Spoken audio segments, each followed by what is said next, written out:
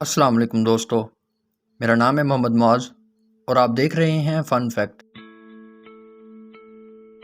دوستو 109 سال پہلے دنیا میں بحری جہازوں کی تاریخ کا ایک مشہور ترین اور بڑا واقعہ اس وقت پیش آیا جب 15 اپریل 1912 کو رات کے 2:20 پر ٹائٹینک نامی جہاز ایک برفانی آئس برگ سے ٹوٹ کر نیو فاؤنڈ لینڈ ساحل کے قریب ڈوب گیا۔ اس بحری جہاز کو اس وقت کا سب سے آرام دہ اور محفوظ ترین جہاز ہی نہیں بلکہ نہ ڈوبنے والا جہاز قرار دیا گیا تھا، مگر اس کے ڈوبنے سے 1500 سے زائد افراد ہلاک ہو گئے۔ یہ اپنے دور میں دنیا کا سب سے بڑا بحری جہاز تھا جو اپنے پہلے ہی سفر میں برطانیہ سے نیو یارک کے لیے روانہ ہوا۔ یہ جہاز 882 فٹ لمبا اور 90 فٹ سے زیادہ اونچا تھا اور اس کا وزن 53,000 ٹن تھا۔ اس جہاز کے بارے میں تو آپ پہلے ہی بہت کچھ جانتے ہوں گے، اور اس زمانے میں اس طرح کے آرام دہ جہازوں کا سفر بہت مقبول تھا کیونکہ ہوائی سفر اس زمانے میں دستیاب نہیں تھا۔ مگر آج ہم آپ کو ٹائٹینک جہاز میں سفر کرنے والی ایک ایسی خاتون کے بارے میں بتائیں گے جس کی کہانی سننے کے بعد آپ اس عورت کو یا تو خوش قسمت کہیں گے یا تو اسے آپ بدقسمت خاتون کہیں گے،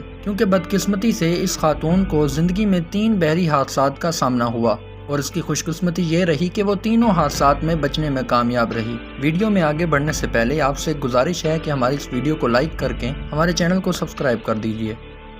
وائلٹ جیسپ نامی اس خاتون نے اپنی عملی زندگی کا آغاز بحری جہازوں کی میزبان یا اسٹیورڈ کے طور پر کیا تھا، اور عجیب واقعات کے باعث ان کا نام تاریخ نے یاد رکھ لیا۔ در حقیقت زندگی کے آغاز میں ہی وہ موت کے منہ میں پہنچ کر واپس لوٹنے میں کامیاب رہی تھی۔ وائلٹ کی پیدائش 1887 میں ارجنٹینا میں ہوئی تھی اور بچپن میں ہی بیمار ہو گئی، اور ڈاکٹروں نے جواب دیتے ہوئے کہا تھا کہ یہ بچی چند ماہ سے زیادہ زندہ نہیں رہ پائے گی، لیکن کرشماتی طور پر یہ بچی اپنی بیماری کو شکست دینے میں کامیاب ہوئی۔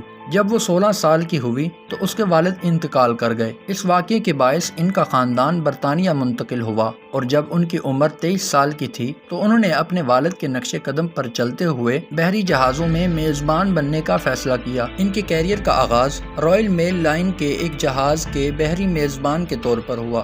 بعد میں وہ وائلٹ سٹار لائن نامی کمپنی کے ایک جہاز میں RMS اولمپکس کے لیے منتخب ہوئی جو 1911 میں سفر پر روانہ ہوا۔ جب وہ ستمبر 1911 کو جہاز کے پہلے سفر پر روانہ ہو رہی تھی تو ان کے اندر خوف موجود تھا کیونکہ موسم خراب تھا، مگر وہ اس پر قابو پانے میں کامیاب رہی۔ ان کے پہلے سفر کے دوران ہی RMS اولمپکس جہاز ایک دوسرے جہاز سے جا ٹکرایا، مگر خوش قسمتی سے کوئی خاص نقصان نہیں ہوا۔ RMS اولمپکس کے حادثے کے بعد وائلٹ کسی نئے جہاز کا حصہ بننے کے حوالے سے پرجوش نہیں تھی، مگر اس کے قریبی دوستوں کی حوصلہ افزائی پر وہ ٹائٹینک پر سوار ہوئی۔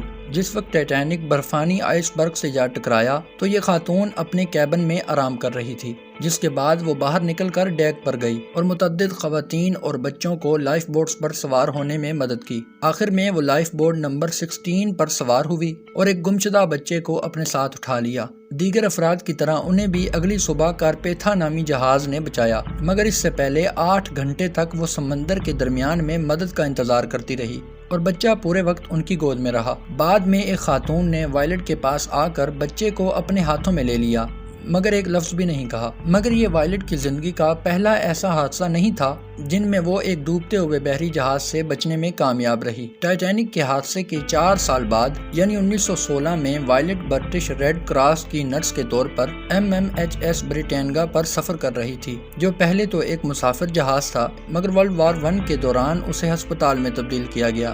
یہ جہاز بحری ایجن میں سفر کر رہا تھا جب یہ ایک جرمنیوں کی طرف سے لگائے گئے بارودی سرنگ کا شکار ہو کر ڈوب گیا۔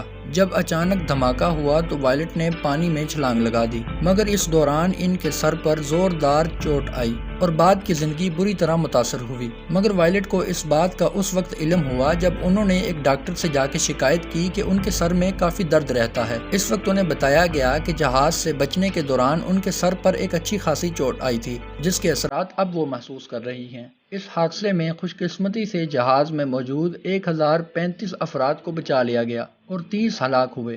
دلچسپ بات یہ ہے کہ حادثات کا شکار ہونے والے یہ تینوں جہاز ایک ہی کمپنی کے تھے اور ایک ہی کلاس کے سمجھے جاتے تھے۔ 2 بحری جہازوں کے ڈوبنے اور ایک جہاز کے سنگین حادثے کے باوجود وائلٹ نے اپنی ملازمت کو نہیں چھوڑا۔ بلکہ وائٹ سٹار لائن کے لیے مزید چند سال کام کیا اور پھر ایک شپلنگ کمپنی میں شمولیت اختیار کی۔ 63 سال کی عمر میں وہ ریٹائر ہوئی اور اس کے چند سال بعد ان سے ایک نامعلوم فرد نے فون پر رابطہ کر کے پوچھا کہ کیا آپ وہی خاتون ہیں جس نے ٹائٹینک کے ڈوبتے ہوئے جہاز میں ایک بچے کو بچایا تھا؟ جب وائلٹ نے کہا کہ ہاں، انہوں نے ہی ایک ایسے بچے کو بچایا تھا جو ٹائٹینک میں ڈوب رہا تھا، ان کے یہ کہتے ہی وہ فون بند ہو گیا۔ حیران کن بات یہ ہے کہ اس وقت تک وائلٹ نے بچے کو بچانے کی کہانی کسی کو نہیں سنائی تھی، بلکہ بعد میں اپنی زندگی کی تفصیل بتاتے ہوئے انہوں نے اس کا ذکر کیا۔ انہوں نے اپنی زندگی کے 42 سال سمندر میں گزارے اور انہیں اکثر مس انسنکیبل بھی کہا جاتا تھا، اور 1971 میں 83 سال کی عمر میں ان کا انتقال ہوا۔